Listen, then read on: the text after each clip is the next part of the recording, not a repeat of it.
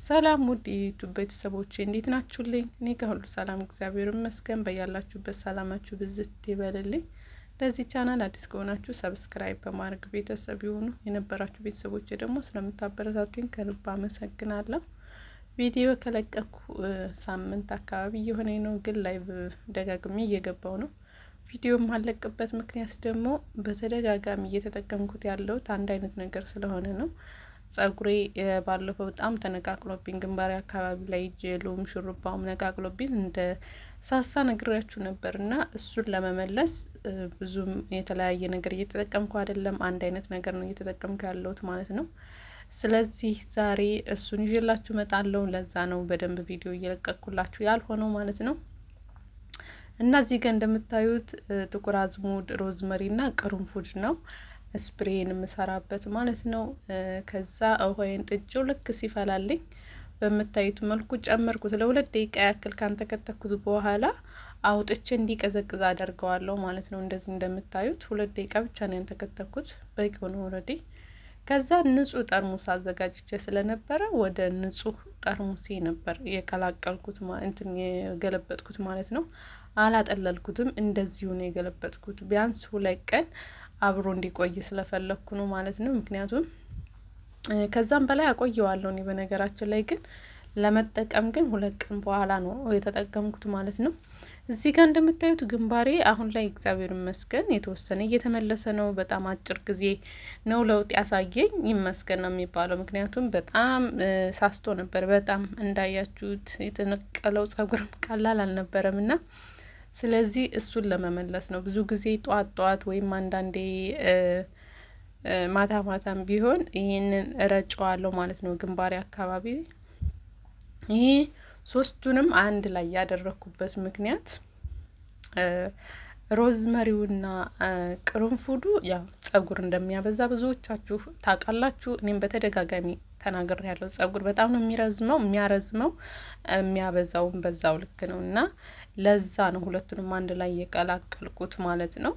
ጥቁር አዝሙዱ ደግሞ ጸጉር ቅርንፉዱ በተለይ ትንሽ በተደጋጋሚ ስትጠቀሙትና በደንብ ከቀላ ጸጉራችሁን ከለሩን ትንሽ የመቀየር ወደ ብራውን የመውሰድ እንትን አለው ጸባይ ያለውና ለዛ ነው ጥቁር አዝሙዱን የጨመርኩት ማለት ነው። ጥቁር አዝሙድ ውሃውን ብቻውን ብትጠቀሙት ራሱ ጸጉር በጣም ነው የሚያጠቁረው።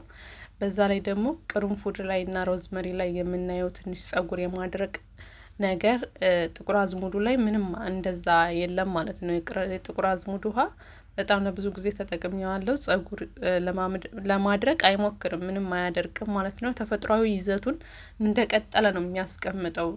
እንግዲህ ያ ማለት ይሄ ጥቁር አዝሙድ በተፈጥሮ በጣም ቅባታማ ነው። በጣም በደንብ ድቅቅ አድርጋችሁ እንኳን ብትፈጩት ውስጡ ቅባት ነው የሚወጣውና የጥቁር አዝሙድ ዘይትም ከጥቁር አዝሙድ ብቻ ዘይት ራሱ ተጨምቆ ማውጣት እንደሚቻል ታውቃላችሁ። ስለዚህ ለዛ ይመስለኛል የጥቁር አዝሙድ ውሃ ስጠቀም ምንም አይነት ጸጉሬ ላይ የመድረቅ ጸባይ አላይበትም። ተፈጥሯዊ ይዘቱን እንደጠበቀ ነው የማገኘው ማለት ነው። ስለዚህ ያ ስለነበረ ጸጉሬ እንዳይደርቅ ይከላከልልኛል በሚልና ጸጉሬም ደግሞ ከለሩ እንዳይቀየር በተደጋጋሚ እየተጠቀምኩት ስለሆነ በዚህ ወር ከለሩ እንዳይቀይር ብዬ ስላሰብኩ ነው ጥቁር አዝሙዱን የጨመርኩት። እንደነገርኳችሁ ጥቁር አዝሙዱ ለጸጉራችንም ጤንነትም ለቆዳችንም ኢቭን ለራስ ምታት በጣም ራስ ምታት እንኳን በጣም ኃይለኛ ራስ ምታት ከተነሳባችሁ ብታሸቱት፣ እንደዚህ በእጃችሁ ይዛችሁ ብታሸቱት በጣም ፍቱን መድኃኒት ነውና ከብዙ ነገር የሚጠብቀን ጥቁር አዝሙድ ነውና ስለዚህ ለጸጉርም ያንን ሲስተም ተጠቅሜ ነው ማለት ነው የጨመርኩት። እንግዲህ ሌላ ጊዜ ቅርንፉድ ብቻ እጠቀማለሁኝ። ያ ማለት ስታጠብ በሳምንት 2 እለቀለቅበታለሁ። ከዛም በኋላ ኦልሬዲ ችግር የለውም። ስለዚህ ያ ስለሚሆን ብዙም ስለማይበዛበት አይደርቅም ብዬ ስላሰብኩኝ ነው ማለት ነው። አሁን ግን በምታዩት መልኩ ጸጉሬን ሳበጥር ለመስራት ስዘጋጅ ምናምን ከፈታሁኝ በኋላ ብዙ ጊዜ እንደዚህ እጠቀማለሁ፣ ረጨዋለሁና ለዛ ብዬ ነው ማለት ነው። እንደምታዩት በዚህ መልኩ ክፍል እያረኩኝ ሁሌም እለቀለቅበታለሁ። በሳምንት 2 እታጠባለሁ። መጨረሻ ላይ በዚህ ውሃ እለቀለቃለሁ። ከዛ ውጭ ግን በየቀኑ እንደዚህ አደርገዋለሁ ማለት ነው። ጸጉሬ በደንብ እንዲበዛ ስለፈለኩ ነው። ግንባሬ አካባቢ ላይ ያለው ጸጉሬ ቶሎ እንዲመለስና ሙልት እንዲል ስለፈለኩ ነው ማለት ነው። እሱን ደግሞ በአጭር ጊዜ ታዩታላችሁ ብዬ አስባለሁ ውጤቱን። ስለዚህ ይህን ነገር ሰርታችሁ ተጠቀሙት። በጣም አሪፍ ነው። ብዙዎቻችሁ ቅርንፉድ አደረቀብኝ ትሉኛላችሁ። እኔ ብዙ ጊዜም ተናግሬያለሁ።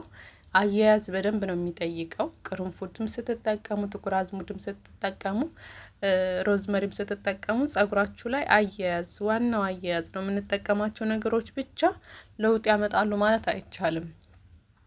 እና የቀይ ሽንኩርት ውሃ ስትጠቀሙ እንዲሁም የቀይ ሽንኩርት ውህድ ስትጠቀሙ ጸጉራችሁን ያደርቀዋል፣ ያጠነክረዋል።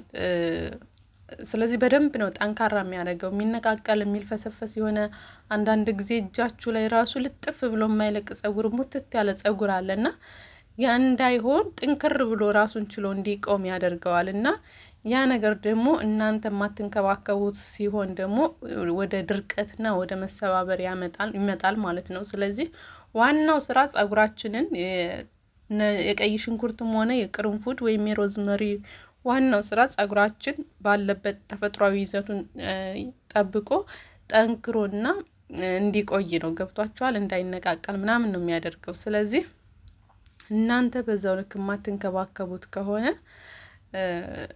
ጸጉራችሁ ላይ ጉዳት ያመጣባችኋል ማለት ነው ውዶች።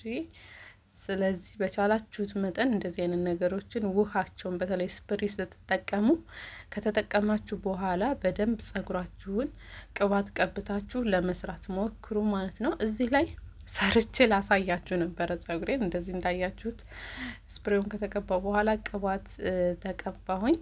ሰርቼ ላሳያችሁ ስል በመሀል የቤተሰብ ስልክ ገባብኝና ጠቅልሌ ወጣው ማለት ነው።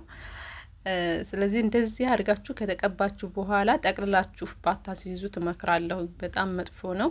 እኔ ስልክ ከጨረስኩ በኋላ ሰራዋለሁ። ስለዚህ እናንተ ግን ለ2 ወይ ለ3 እንዲሁም ለ4 ያለበለዛም ደግሞ እንደዚህ ወደ ኋላ ካስያዛችሁ በኋላ ይሄ ጸጉር ማስያዣ ካስያዛችሁ በኋላ ላይ ያለውን ከኋላ እንዳይንጨባረር ቁጥጥር ለአንድ መስራትም ትችላላችሁ። ከዛ ጥቅልል አድርጋችሁ ማስያዝ እንደዛ ማድረግ ይጠበቅባችኋል እንጂ እንደዚህ አሁን እኔ እንዳደረግኩት ጠቅልላችሁ የሚደርቅ ከሆነ በጣም ከባድ ነው የሚሆነው።